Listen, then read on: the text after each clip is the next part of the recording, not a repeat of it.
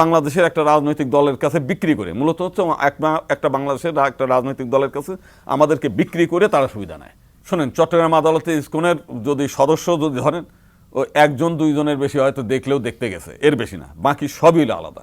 এরা মানে ওই যে আমরা এসে দেখলাম, পেপারে দেখলাম ছাত্রলীগের নেতাদের ধরেছে।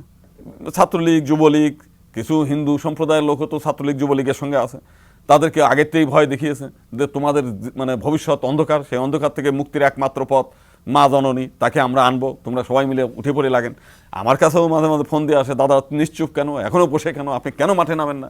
যদি না নামি আমার বিরুদ্ধে নানান ধরনের গালা গালি পাড়া, মানে আমার মানে মৃত দেখায় কেউ তুলসীর পাতা দিয়ে শ্মশানে নিয়ে যায়।